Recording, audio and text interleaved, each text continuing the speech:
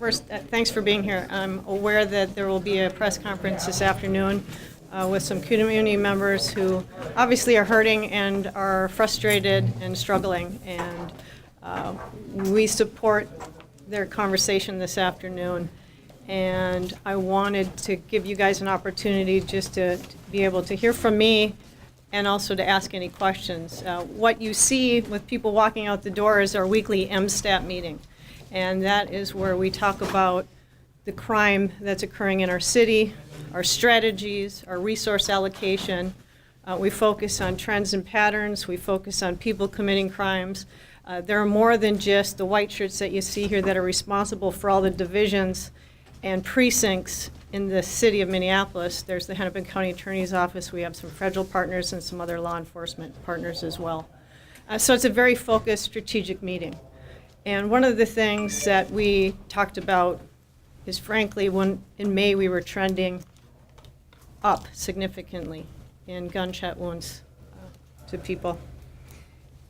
We were up 95% citywide going into May and 176% in the 4th precinct alone. And as we sit today, we're up 42% citywide and 60% in the 4th precinct. So we're trending in the right direction. We're certainly not where we want to be, but we are trending in the right direction. We had put additional resources and very focused enforcement efforts in the areas where crime is occurring. Our arrests are up in those areas. We continue to arrest our violent crime suspects. We've got multiple guns off the street. This week alone, we had 9 in the 4th precinct, followed by 2 in the 1st precinct, and then 1 in 3rd and 5th precinct. But one of the things to highlight is this summer, there's been 92 guns taken off the street in the 4th precinct. And those are seized guns. So this is not a buyback program. This is not just somebody finding it necessarily. This is in the course of one's duty. 92 guns, that's significant. We've also increased the mobile cameras out in the city. And I know that there's a heavy focus and a concern on our part with the 2 schools that have been victims of stray bullets.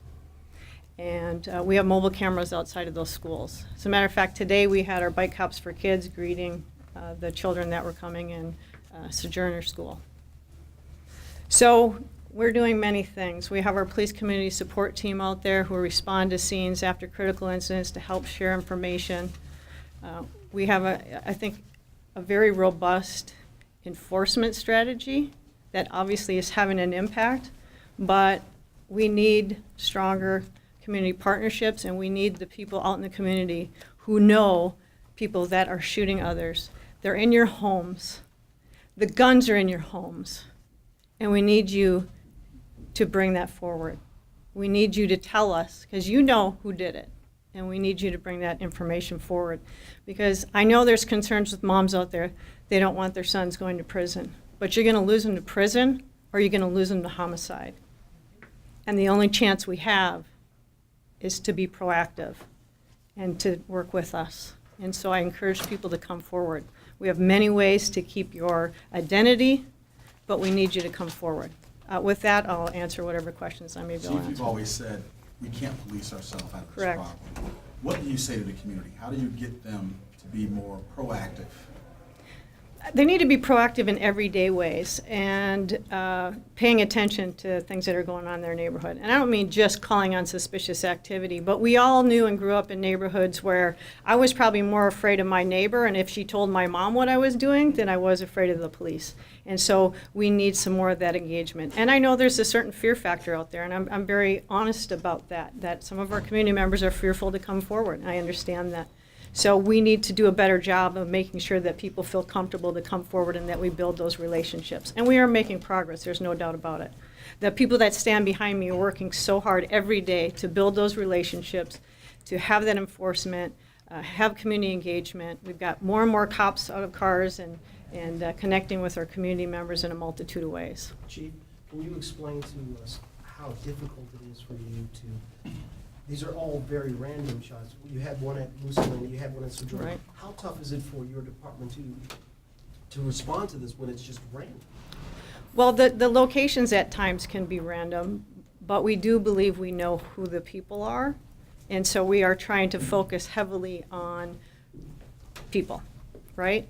So we do that in a multitude of ways. We can do that visibly, but we also do that in plainclothes activities and undercover activities and tracking and understanding exactly what's going on through informants and other people.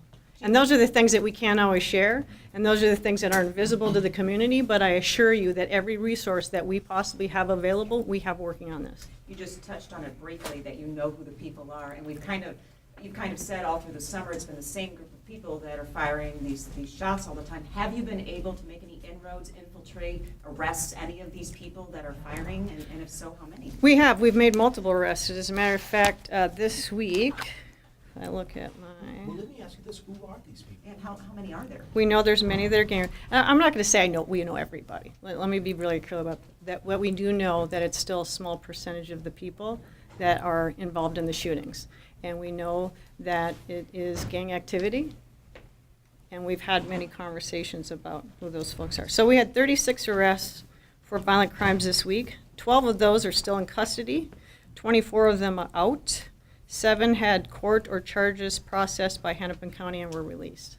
How many So- are there? Are there dozens, hundreds? How many are We can get you those numbers, we haven't tabulated, of the people that are shooting, that are involved in the shootings? of arrests. But how big is the group? Or the Um, gangs, I mean, we talk about gangs, are there hundreds of gang members that are shooting, or dozens? Well, we have many people identified, so I don't want to stick to a number right now. Chief, what do you say to the young people? A lot of times, school is a safe haven for children, especially in North Minneapolis. When home is kind of sketchy and now school is sketchy, what do you say to these young people who need to be in school, who are afraid to be there?